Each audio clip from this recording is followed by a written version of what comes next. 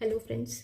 यार वैसे तो मैंने पूरा वीडियो रिकॉर्ड कर लिया था जीएस 4 के लिए, जो भी आपको आंसर राइटिंग के लिए चाहिए। लेकिन फिर मैंने सोचा आपको एक प्री कैप भी दे दूँ कि आपको अप्रोच कैसे करना है इस प्लेलिस्ट को। सबसे पहले मैंने एक वीडियो डाला था कल, आप वो देख लीजिए। उसके बाद मैंने कहा था कि हम जीएस 4 की मेंटोरशिप से स्टार्ट करेंगे। तो this one video is enough for you to understand कि आपको जीएस 4 के आंसर्स लिखने कैसे हैं, इन्हें अप्रोच कैसे करना है। इसके बाद यार कंटेंट की बात आती है और क्लासेस की बात आती है, तो वो तो आपने कहीं से कर ही रखी होगी। लेकिन यार एक इशू ये हो जाता है कि ये सब करने के बाद भी ना हम यही सोचते हैं कि आंसर्स कैसे लिखना है यार, इसको अप्रोच कैसे करना है। हम 10 मार्कर को 2 पेज में कैसे लिखेंगे, हमारे पास इतना कंटेंट ही नहीं है। फिर जब आप पढ़ने बैठते हो एक वक्त ऐसा आता है यार मेरे पास इतना सारा कंटेंट है, मैं इसको दो पेज में कंडेंस कैसे करूँ जब हम 10 मार्कर लिखते हैं, या फिर जब हम जीएस में 15 मार्कर लिखते हैं कि मैं इसको 3 पेज में कंडेंस कैसे करूँ। अभी तो ऐसा लगता है कि मैं 3 पेज कैसे लिख पाऊंगी। फिर ऐसा लगता है एक वक्त ये भी आता है कि यार मैं इतना सारा 3 पेज में कैसे लिख पाऊंगी। तो वहाँ पे ये आ जाता है कि आपको प्रायोरिटाइज करना है। प्रायोरिटाइज, या प्रायोरिटाइज ये एक ऐसा वर्ड है ना, ये आपकी पर्सनल लाइफ में या आपकी प्रोफेशनल लाइफ में, जीवन के किसी भी मोड़ पे सारा खेल होता है आपकी प्रायोरिटीज़ का, और आप किस तरीके से आपके इमोशंस को मैनेज करते हैं इन्हें अच्छे से डील करने में। तो पूरी प्लेलिस्ट को आप इसी नज़र से देखिए। दूसरी चीज़ ये होती है कि जब आप देखेंगे तो मैंने इसमें कुछ ethical terms,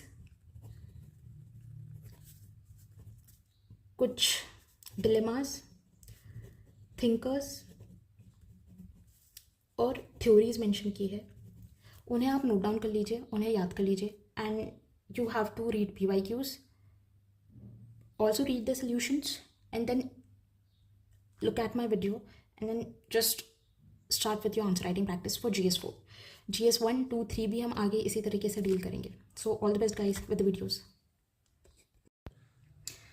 So guys, in the last video, as I said, we will be starting with GS4 mentorship.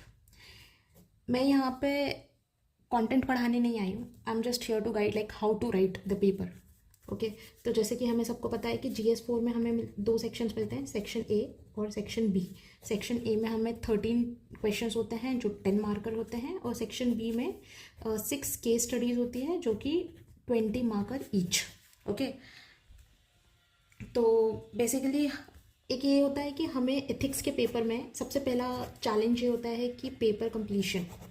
Okay, paper completion एक बहुत बड़ा चैलेंज है। दूसरा होता है कि यार पेपर लिखते लिखते ना हम भूल जाते हैं कि हमें इसके अंदर ना एथिकल कीवर्ड्स डालने होंगे।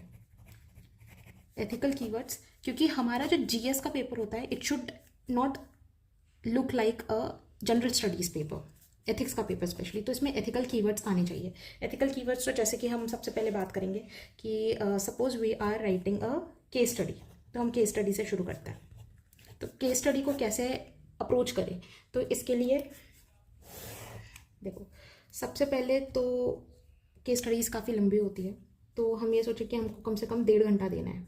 ठीक है, 1.5 घंटा देना है, तो approximately we have 14 minutes for each case study. ठीक है, ये मेरा एक्सपीरियंस है कि लास्ट केस स्टडी के लिए आपके पास you are gonna have no more than 5 minutes. Last case study आप 5 मिनट में लिखेंगे और आप वहाँ पे लिख के आएंगे। मतलब अभी अभी हमें लगता है कि आप 5 मिनट में कैसे लिखेंगे, 5 मिनट तो हमें पढ़ने में लग जाते हैं कभी कभी, पर आप वहाँ पे लिख के आएंगे, तो उसका टेंशन नहीं लेना है। क्योंकि यदि 5 केस स्टडीज़ आपने ठीक ठाक लिख ली है, उसमें अच्छी प्रेजेंटेशन है, कुछ कीवर्ड्स है, तो लास्ट की जो होगी इतना मैटर नहीं करता। आगे के 13 क्वेश्चंस भी आपने लिखे हैं, सारे अच्छे हैं, तो I think things work out. Let's see. तो जब भी आप केस स्टडी पढ़ते हैं तो सबसे पहले आपको रीड करते वक्त ही, जैसे सपोज ये क्वेश्चन है और यहाँ पे केस स्टडी लिखी हुई है, तो आपको रीड करते वक्त ही स्टेक होल्डर्स, और उसी वक्त रीड करते वक्त आपको एक तो ये, सेकेंड चीज़ आपको इश्यूज भी उसी वक्त आइडेंटिफाई करने हैं। You don't have time to read the case study. Okay, और तीसरा आपको एथिकल डिलेमास, आपको जो है वो डिलेमास भी उसी वक्त पे ढूंढ लेना है कि भाई ये केस स्टडी है, इसमें ये स्टेक होल्डर्स होंगे, ये होंगे। और मैं तो ये करती थी, जब मैं रीड करती थी तो मैं एक बना ही लेती थी, एक हब एंड स्पोक बना लेती थी स्टेक होल्डर का, और रीड करते वक्त ही मतलब टाइम नहीं होता है ऑनेस्टली स्पीकिंग, और ऐसे ऐसे करके मैं उसी वक्त लिख देती थी कि भाई ये स्टेक होल्डर्स है। और मैं उन स्टेक होल्डर्स के हिसाब से कोशिश करती थी कि हर स्टेक होल्डर के हिसाब से मैं इश्यूज़ लिख दूँ, तो इश्यूज़ की भी अच्छी खासी लिस्ट हो जाएगी। Suppose you could identify 5 stakeholders, तो आपके पास 5 इश्यूज़ भी हो जाएंगे, क्योंकि हर स्टेक होल्डर से रिलेटेड एक इशू तो होगा ही। ओके, तो एक ये होता है, उसमें से एक हमेशा हमको लिखना होता है पब्लिक एट लार्ज। कोशिश करना अगर पब्लिक स्फेयर की केस स्टडी है तो पब्लिक एट लार्ज, ये तो in any case this is going to be there always. तो हम कैसे लिखेंगे उसमें देखें तो सबसे पहले जैसे हमको ये पेपर मिलता है, ठीक है, ideally we have 4 pages, okay, for a case study. तो जो भी है सो एंड सो, तो हमको यहाँ पे लिखना है सबसे पहले कि हम पहली वाली केस स्टडी यहाँ पे मेंशन करना है ऐसे 1 लिख के। और उसके बाद जैसे सेक्शंस होते हैं केस स्टडी के भी, जैसे सपोज फर्स्ट केस स्टडी है तो उसके सेक्शंस होंगे, जैसे कि ए, फिर पार्ट बी, फिर पार्ट सी, कुछ में डी भी होता है, फिर कुछ में 3 ही होते हैं, कुछ में डी और ई भी हो सकता है कुछ में। तो हमको क्लियर केयरफुली ये सारे पार्ट्स मेंशन करना है। जैसे कि हमने केस स्टडी 1 लिखी तो हम यहाँ पे लिखेंगे कि भाई ये पार्ट ए का आंसर है। फिर वहाँ पे आप जैसे जो भी आपको पॉइंट्स लिखने हैं 1 2 3, ठीक है। फिर आप जैसे बी लिख रहे हो तो आप वहाँ पे क्लियरली लिखो, इट शुड बी विजिबल कि हाँ अब ये बी पार्ट का आंसर है। और फिर जैसे 1 2 3 जब भी जितने भी पॉइंट्स आ रहे हैं, लास्ट की स्टडी में ऐसा हो सकता है जैसे आपने 1 2 3 4 5 हो सकता है 5 भी 6 भी, that depends upon your speed, कि आप ज़्यादा पॉइंट्स ना लिख पाए। तो रादर कि आप सिर्फ 1 या 2 पार्ट आंसर करो, आप सारे पार्ट आंसर करो। आप ज़्यादा पॉइंट्स नहीं लिख पा रहे हो, इट इज़ ऑल राइट, आप हर पार्ट में भले 2 2 पॉइंट्स लिख दो, but answer all the parts. ये नहीं होना चाहिए कि आपने इसमें 5 लिख दिया, इसमें 5 लिख दिया और बाकी सी डी ही छोड़ दिया। It should not be done, okay, in any case, ठीक है। और उसके बाद जैसे हमें बोला जाता है कि आपको ऑप्शंस लिखना है, ठीक है, what are the options available, एक ऐसा क्वेश्चन आता है। तो भाई अब ऑप्शंस भी आपको मेंशन करना है, तो आप एक साथ कर सकते हैं या तो 1 2 3, ठीक है। कुछ केस स्टडीज़ ऐसी होती हैं जिसमें हमें बस ऑप्शंस बताने होते हैं, कुछ केस स्टडी और उसमें मान लो सिर्फ 2 पार्ट होते हैं, तो आप सिर्फ वहाँ पे ऑप्शंस बता के नहीं छोड़ सकते। इस ऐसी केस स्टडी जहाँ पे मान लो 2 या 3 ही पार्ट है और वहाँ पे लिखा है कि मेंशन दी ऑप्शंस, तो उस केस में आपको ऑप्शन देना है। ऑप्शन देने के बाद आपको उस पर्टिकुलर जैसे ऑप्शन 1, तो उसके बाद आप यहाँ पे टेबल बना सकते हैं, कुछ भी आपकी इच्छा। यहाँ पे उस ऑप्शन के डी मेरिट, फिर यहाँ पे उस ऑप्शन के मेरिट्स, ठीक है, उसके 1 2 ज़्यादा मत दो, 2 2 ही देना, ठीक है। इन केस जैसे 2 या 3 ही पार्ट पूछे गए, लेकिन इफ़ दे हैव आस्क्ड 5 सब parts in a single case study, तो जो पूछा गया है उतना ही लिखना, otherwise you will and up not completing the paper, ठीक है। तो इस केस में सपोज हमें 6 सब पार्ट्स पूछे हैं तो हम ऑप्शन दे देंगे, भाई 4 5 ऑप्शन दे दो बस। और हो सकता है कि इस केस में बोला भी जाता है कि analyse the best possible option. तो बेस्ट पॉसिबल ऑप्शन में ऐसा नहीं है कि आपको सिर्फ भाई ऑप्शन 4 में चूज़ करूँगी या ऑप्शन 2 में चूज़ करूँगी। You can write like you will be choosing a combination of 2 and 4 to have a pragmatic approach towards the case, कुछ भी ऐसा करके आप लिख सकते हो, ठीक है। और एक और चीज़ होती है कि time plus space management in the ethics paper, ये सबसे ज़्यादा इम्पॉर्टेंट है। सेकंड मतलब that amounts to completion, paper completion, ठीक है। Second keywords, paper completion mind में रखते रखते हम भूल जाते हैं कि हमें कीवर्ड्स भी डालने हैं, एथिकल कीवर्ड्स, विद बिकॉज इसी की वजह से हमारे जो स्कोर है ना वो 100+ आता है, ठीक है। तो दूसरी चीज़ हम ये देखेंगे कि स्पेस कैसे मैनेज करेंगे हम, ठीक है। तो स्पेस मैनेज करने के लिए जैसे सपोज यहाँ तक की केस स्टडी लिखी हुई थी, ठीक है, यहाँ पे ख़त्म हो गई केस स्टडी और यहाँ पे कुछ स्पेस बचा होता है। अगर बहुत कम स्पेस बचा है तो यहाँ से मत लिखो, नेक्स्ट पेज से स्टार्ट करो। लेकिन यहाँ पे 1/3 पेज बचा है तो डोंट लीव इट, यहाँ पे आप कर सकते हो, यहाँ पे आप इंट्रोडक्शन लिख दो, 3-4 लाइन में इंट्रोडक्शन लिख के ख़त्म करो। Then go to second page, ठीक है।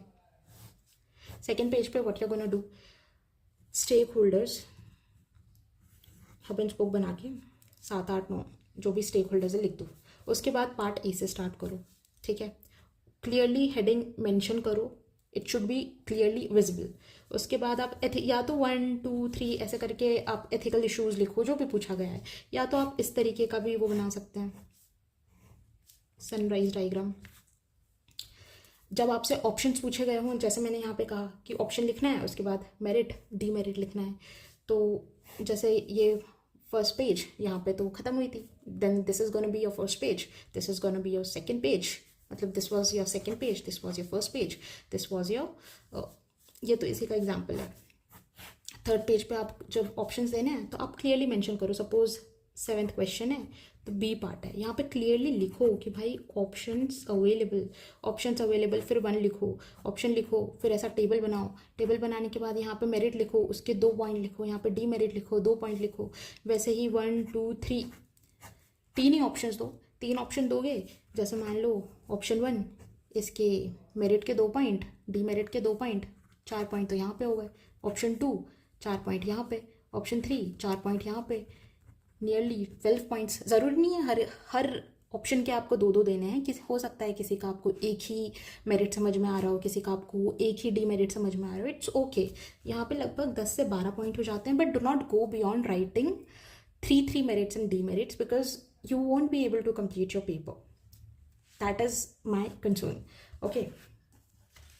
तो हमें क्या करना है, what we understood, लिखना कैसे है हम ये समझ गए, टाइम मैनेज कैसे करना है, 90 मिनट्स देने हैं केस स्टडीज़ को, इससे ज़्यादा नहीं देना है। You will and up compromising your section A. Section A से ही शुरू करता है, सेक्शन ए बहुत गंदा लिख दोगे तो इंप्रेशन मुझे ऐसा लगता है ख़राब हो जाएगा। सेक्शन ए को भी एडिक्वेट अमाउंट ऑफ टाइम देना है, 90 मिनट्स देने हैं सेक्शन ए को, ठीक है। यहाँ पे आपको मिल रहे हैं 125 मार्क्स, ठीक है, जल्दी 120, यहाँ पे 130, सॉरी। दूसरी चीज़ हम ये देखेंगे कि वो एथिकल टर्म्स क्या है जो हमें आंसर में लिखनी है। पूरे एथिक्स के पेपर में, पूरे सेक्शन ए के 13 क्वेश्चंस में, पूरे सेक्शन बी की 6 केस स्टडीज़ में ऐसी क्या एथिकल टर्म्स होनी चाहिए जो हमारे पेपर को थोड़ा एथिक्स का टच दे। तो I am gonna list certain ethical concerns.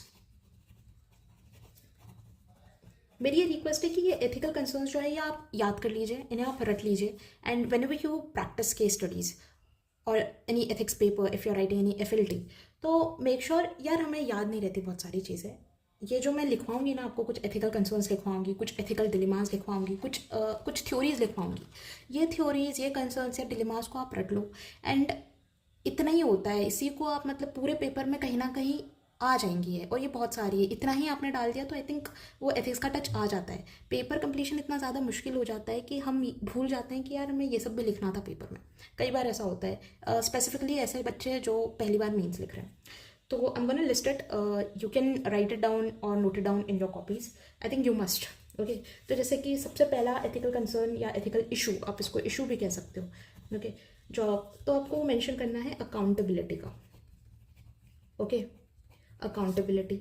Second, you have to mention like ethical governance का इशू है, ये भी किसी ना किसी केस स्टडी में यूज़ हो ही जाता है। This is something minimal which you have to do in any case. इसके बाद तो आप किताबें पढ़ो, कंटेंट बहुत सारा है, द मोर यू प्रैक्टिस उतना ज़्यादा आपके दिमाग में चीज़ें रहती है। Integrity, one of the most important qualities और values in a civil servant. Objectivity,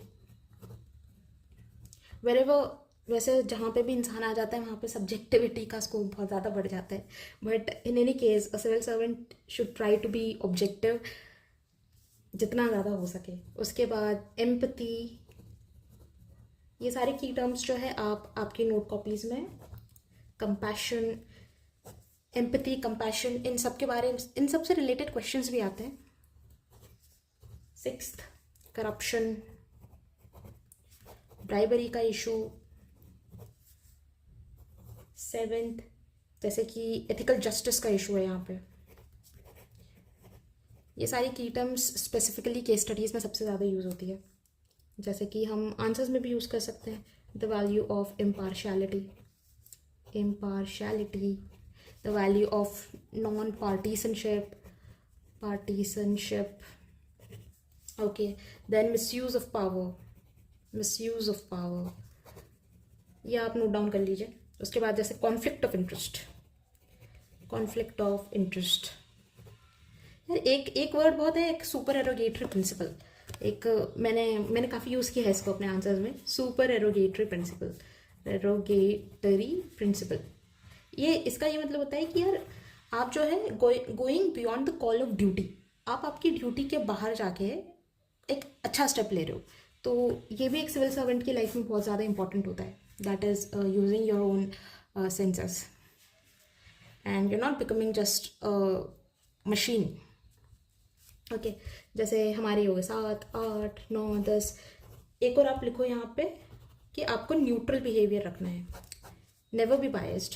okay, never be biased. ये कुछ एथिकल कंसर्न्स है अक्रॉस द पेपर, इन्हें कोशिश करना कि आप मेंशन करो। भाई सच बोल रही हूँ, ऐसा होता है कि हम ये लिखना ही भूल जाते हैं। ये आपको लगेगा यार ये तो इतना आसान है, इसमें तो कुछ भी बड़ी बात नहीं है। इम्पार्शियलिटी लिखी है, एथिकल गवर्नेंस लिखा है, इंटीग्रिटी, ऑब्जेक्टिविटी। भाई वहाँ पे आप जब लिखने जाओगे ना, आप ये भी भूल जाओगे, भूल नहीं जाओगे आप, पेपर कंप्लीशन में इतना डूब जाओगे कि आपको याद ही नहीं होता है कि यार मैंने ये सब लिखा ही नहीं। ठीक है, तो कुछ एथिकल डिलेमास होते हैं। केस स्टडीज़ में एक सीधे एक सब पार्ट पूछ लेते हैं कि list down the ethical dilemmas towards the officer. Ethical dilemmas, इसमें जैसे ये एथिकल डिलेमास तो आप रट ही लेना। जैसे कि हमको लिखना है private profit versus public profit. ठीक है, सेकेंड आप क्या लिखोगे कि भाई एथिकल, सबसे पहली बात तो डिलेमा मतलब क्या होता है? डिलेमा मतलब होता है कि भाई दो ऑप्शंस हैं आपके पास, 2-3 ऑप्शंस है, वहाँ पे आप दोनों ही सही ऑप्शंस है, रॉन्ग कुछ नहीं है यहाँ पे, सही है गलत है, गलत कुछ नहीं है यहाँ पे। तो अब आपके पास डिलेमा है कि यार आप इसके साथ जाएंगे या बी के साथ जाएंगे। आप ए के साथ जाएंगे तो भी सही है, अब बी के साथ जाएंगे तो भी सही है, लेकिन आप ए के साथ जाएंगे तो यहाँ पे डिलेमा ये है कि बी भी तो सही था। तो डिलेमाज में ऐसे हमें मेंशन, ये मतलब वी गेट कन्फ्यूज्ड। मतलब जब मैंने इनिशियली एथिक्स पढ़ना शुरू किया था तो मैं कंफ्यूज हो जाती थी यार डिलेमा और इशू कंसर्न में क्या डिफरेंस है। तो देखो यार दोनों ही सही होंगे, but you have to choose one. आप हर बार सब कुछ आपको नहीं मिल सकता, वैसे भी इंसान को सब कुछ नहीं मिलता। ठीक है, तो जैसे private profit versus public profit. फिर दूसरा आपको लिखना होगा कि भाई personal versus professional, professional ethics. मैं यहाँ पे कंटेंट नहीं पढ़ा रही हूँ, I hope you have already red. तीसरा हम लिखेंगे कि प्रॉफिट वर्सेस पीपल। ये स्पेसिफिकली वहाँ पे यूज़ हो जाता है कि एनवायरमेंटल की स्टडीज़ है, इम्पैक्ट असेसमेंट करवा रहे हैं हम, ट्राइबल्स को डिसलोकेट कर रहे हैं, वर्सेस पीपल वर्सेस सोसाइटी और अर्थ, जो भी है वहाँ पे यूज़ कर लो। जैसे कि यहाँ ये होता है ना कि डेवलपमेंटल वर्सेस एनवायरमेंटल, आप क्या चूज़ करोगे? ठीक है, आप यहाँ पे ऐसी टर्म्स भी डाल सकते हो, जैसे कि हम एनवायरमेंटल इम्पैक्ट असेसमेंट वगैरह करते हैं, तो ऐसा नहीं सोचना है कि एथिक्स का पेपर है इसमें हम ये सब क्यों डालें। That shows your like sustainable development वगैरह, बैलेंस अप्रोच दिखाता है ये आपका। फिर आप जैसे और लिखो क्या होंगे डिलेमा, कि आपको प्राइवेसी मेंटेन करनी है या आपको रेपुटेशन पे ध्यान देना है आपके इंस्टीट्यूशन की, हाँ, या आपको ट्रांसपेरेंसी मेंटेन करके रखनी है लोगों के लिए, as being one of the strongest democracies in the world, transparency. ठीक है, आप नोट डाउन कर लीजिए, मेरी स्पेलिंग्स पे ध्यान में दीजिए। That is you here, that is you have to be proportionate actually. Okay, sixth हम याद रखेंगे कि आपको आपका पर्सनल वेलफेयर देखना है या आपको पब्लिक वेलफेयर देखना है। बीइंग अ सिविल सर्वेंट आपकी पहली प्रायोरिटी होती है पब्लिक वेलफेयर। एट्थ डिलेमा ये है कि are you dedicated to work versus commitment to family friends. देखो डेडिकेशन टू वर्क ये भी इम्पॉर्टेंट है, कमिटमेंट टूवर्ड्स द फैमिलीज़ ये भी हमारी रिस्पॉन्सिबिलिटी है, दोनों ही ऑप्शन सही है। अब डिलेमा ये है कि आप इस पे ध्यान दोगे या इस पे ध्यान दोगे, तो यही डिलेमाज होते हैं। ठीक है, फिर जैसे कि 9th में आप यहाँ देखोगे कि भाई आपकी इंटीग्रिटी का सवाल है, इंटीग्रिटी का सवाल है वर्सेस आपकी फैमिली के प्रति कुछ रिस्पॉन्सिबिलिटीज़ है, आपके फ्रेंड्स आपसे कुछ एक्सपेक्टेशंस रखते हैं, ठीक है, आपको आपकी वेलबींग देखनी है, ये भी एक डिलेमा होता है। 10th डिलेमा हम ये देखेंगे कि भाई कॉन्शियस वर्सेस कंप्लायंस, ठीक है, जैसे कि कॉन्शियस वर्सेस कंप्लायंस या फिर रादर से इट एज ओबीडियंस। तो इसको मैं ऐसे समझाऊंगी कि भाई मानो एक डेस्टिट्यूट लेडी है, ठीक है, आपके सीनियर ने बोला कि भाई आपको ये प्रोसीजर फॉलो करने हैं, लेकिन वो डेस्टिट्यूट लेडी है, आपको पता है कि यार इसको किसी पॉलिसी की या इसको राशन कार्ड की या इसको किसी सर्विस की ज़रूरत है, although she has no documents, पर I you going beyond your call of duty, जैसे कि यहाँ पे हमने सुपर एरोगेटिव प्रिंसिपल की बात की थी। तो यही होता है कि आप कॉन्शियस से काम ले रहे हो या फिर कंप्लायंस और ओबीडियंस को फॉलो कर रहे हो, ठीक है।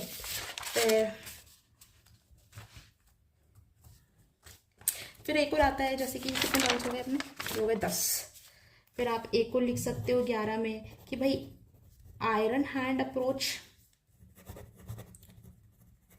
Versus non violence approach, non violence approach, ठीक है। हमने जैसे कि एथिकल कंसर्न्स में हमने क्या लिखा था, हमने लिखा था कुछ इम्पार्शियलिटी, नॉन पार्टीसनशिप, ठीक है। तो वैसे यहाँ पे भी हम एक एथिकल डिलेमा ये भी आ जाता है कि भाई एक इम्पार्शियलिटी वर्सेस, यहाँ पे नॉन पार्टीसनशिप भी कर दो, नॉन पार्टीसनशिप, इम्पार्शियलिटी और नॉन पार्टीसनशिप वर्सेस पर्सनल आइडियोलॉजी, आप पर्सनली क्या ओपिनियंस होल्ड करते हो, वो कितने ज़्यादा इंपॉर्टेंट है। पर्सनल आइडियोलॉजी, जैसे कि हम बात करते हैं एथिक्स, एथिक्स जो होते हैं, जैसे यहाँ पे मैं समझाती हूँ, जैसे कि एथिक्स जो होता है ना वो सोसाइटी पर डिपेंड करते हैं।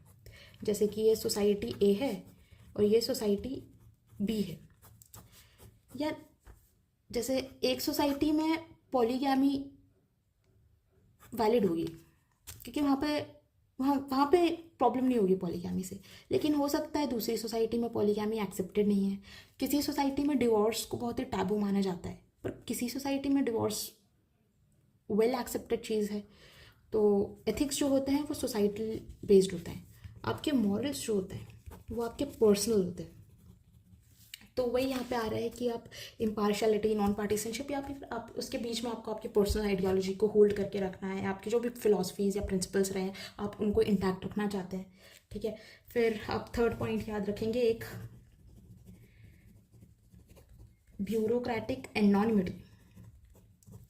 वैसे सिविल सर्वेंट की एक एक्सपेक्टेशन होती है कि उसको एनॉनिमस रहना है, लेकिन आजकल के सिविल सर्वेंट तो फेम चाहते हैं, that is personal fame, personal fame. तो ये भी एक डिलेमा है कि आपको ब्यूरोक्रेटिक एनॉनिमिटी मेंटेन करके रखनी है या फिर आपको आपके पर्सनल फेम के प्रति ज़्यादा ध्यान देना है, ठीक है। फिर हम बीइंग अ सेक्युलर कंट्री, एक और आता है कि आपको यहाँ पे सेक्युलरिज्म वर्सेस स्पिरिचुअलिटी, दोनों में बहुत डिफरेंस होता है, स्पिरिचुअलिटी लिख लो या फिर रिलीजन लिख लो, ठीक है।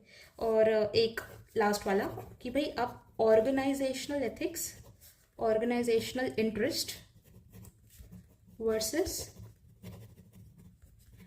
नेशनल इंटरेस्ट, मतलब आप आपकी सिर्फ ऑर्गेनाइजेशन का ध्यान दे रहे हो, ये भी इम्पॉर्टेंट है, नेशनल इंटरेस्ट ये भी इम्पॉर्टेंट है, क्या ज़्यादा इंपॉर्टेंट है ये तो सिचुएशन ही बताएगी, पर I think in any case सबसे ज़्यादा इंपॉर्टेंट होता है नेशनल इंटरेस्ट, ठीक है।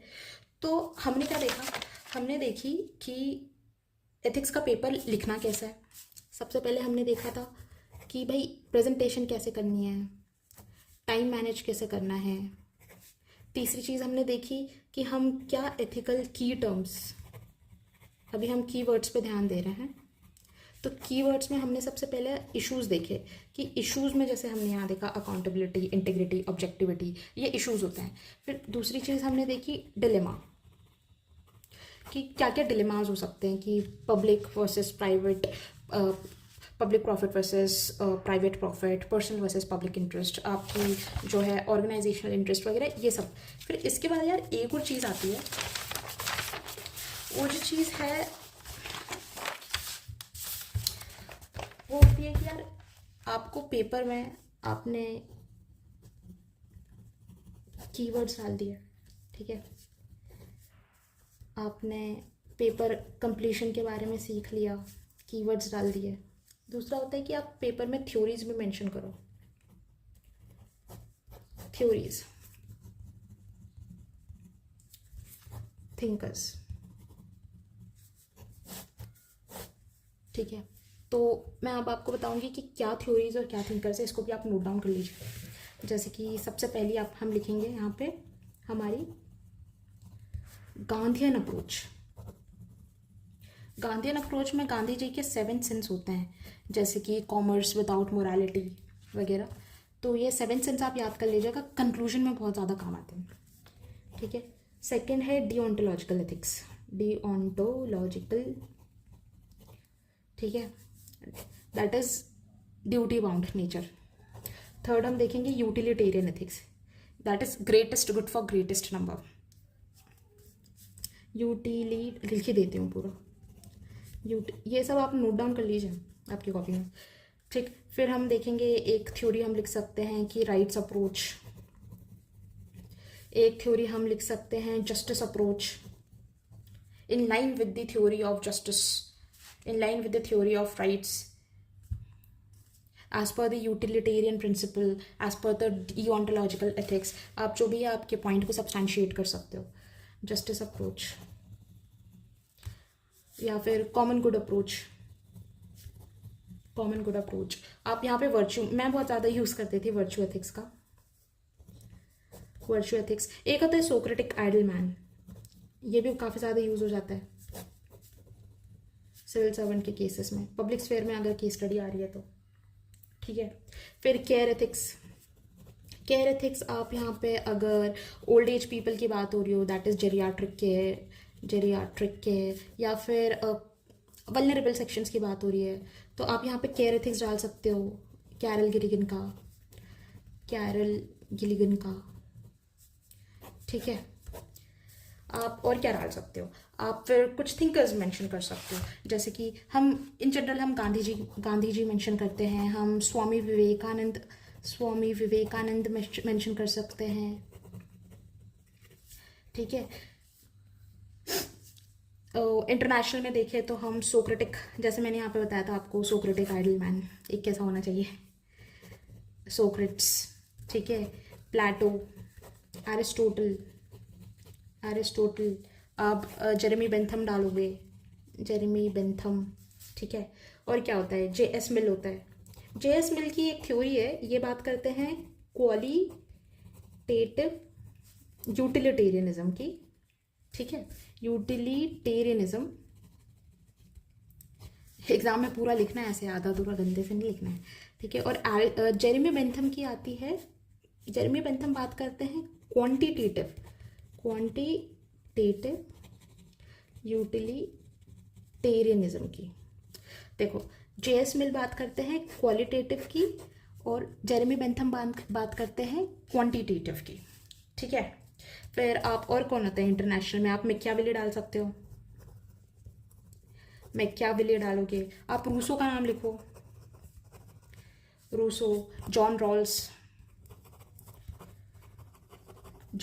आते हैं, ठीक है, जॉन लॉक आते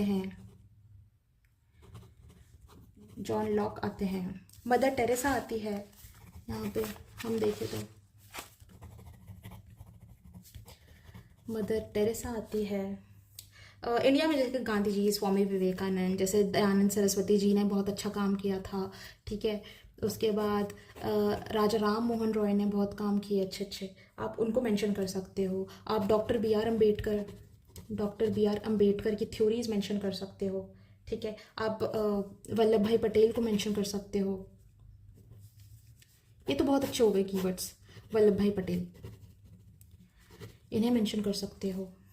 आप राजा राम, आप कौटिल्य को मेंशन कर सकते हो, कौटिल्य, कुछ भी इकोनॉमिक्स फेयर में हो गया। कौटिल्य की जो अर्थशास्त्र है वो सिर्फ इकोनॉमिक्स से रिलेटेड नहीं है, it is like more related to the governance, okay. तो आप गवर्नेंस में कौटिल्य को मेंशन करना बहुत अच्छा होगा, ठीक है। तो गाइस, जैसे हम देखें, हमने स्टार्ट किया था सबसे पहले एक स्पेसिफिक ओवरव्यू से। यार, GS 4 का पेपर है कि आपको इसको लिखना कैसे है, अप्रोच कैसे करना है, इसका स्पेस मैनेज कैसे करना है, 10 मार्कर को कैसे मैनेज करना है। मैंने एक चीज़ आपको नहीं बताई, वो भी मैं बता देती हूँ, जैसे यहीं पे बता देती हूँ, ठीक है। जैसे कि जो सेक्शन ए होता है इसमें ना ये 10 मार्कर 13 क्वेश्चंस होते हैं, जैसे question 1, question 2, question 3 and this goes up to question number 10। Question 3 में बस ये होता है कि इसमें 3 पार्ट्स आ जाते हैं, सब part A, sub part B, sub part C, and each of these sub parts is 10 marks each. और इसके लिए हमें मिलते हैं 2 पेज। यार इसमें होता है कि यार आप कम से कम 2 एग्जाम्पल्स मेंशन करो बड़े बड़े, और 4 से 5 पॉइंट्स लिख दो, और उसके बाद 2 एग्जाम्पल्स मेंशन कर दो। एक तरीका ये होता है। दूसरा तरीका ये होता है कि आप 8 से 10 पॉइंट्स लिखो और हर पॉइंट के साथ एक छोटे छोटे एग्जाम्पल्स दे दो, छोटे छोटे एग्जाम्पल्स। तो ये 2 तरीके होते हैं। आप you can mix and match also, कि आप कुछ में इस तरीके से लिख दो, कुछ में इस तरीके से लिख दो। लेकिन आपको ध्यान देना है कि यहाँ पे क्वेश्चन लिखा है, तो व्हेन यू आंसर कि आपने इंट्रोडक्शन दिया है, आपने सेकेंड चीज़ कंक्लूजन आप ज़रूर लिख रहे हैं, दिस इज़ नॉन नेगोशिएबल। फिर उसके बाद अगर आपको मिलता है तो आप सब पार्ट लिखो, यहाँ पे लिखो, फिर आप यहाँ पे पॉइंट्स डाल सकते हो, सब पार्ट्स आ सकते हैं। तो मतलब make it, try to make it as much readable as possible, okay. तो यार पूरी एथिक्स का पूरा सार ये है, आपको यही करना है, इससे ज़्यादा कुछ नहीं करना है। और इसके बाद आंसर राइटिंग प्रैक्टिस करनी है आपको, PYQs देखने हैं, उनके सोल्यूशंस देखने हैं, और उसके बाद बस कोशिश करनी है कि आप ये सारी चीज़ें, ये जो हमने कीवर्ड्स लिखे, जैसे हमने यहाँ पे कीवर्ड्स लिखे कि हमने एथिकल कंसर्न्स लिखे, एथिकल डिलेमास लिखे, इन्हें आपको रट लेना है। जो हमने थ्योरीज लिखी है, जो कुछ थ्योरीज लिखी है, ये 4, 5, 6 ही थ्योरीज है। उसके बाद जैसे कुछ थिंकर्स हो गए, आपको कुछ अलग से पता है तो ये, बट दिस इज़ मिनिमल, इतना तो हमें करना ही है। तो आप एक जब FLT लगाने बैठेंगे तब आप समझेंगे कि मैं क्या कह रही थी। तो कोशिश करनी है कि इन्हें हम रट लें, and this is all you need for GS4। And the second thing that is needed now is कि आप PYQs देखो, ठीक है, उनके सोल्यूशंस देखो, and then go ahead with practicing the answers, okay। All the best guys।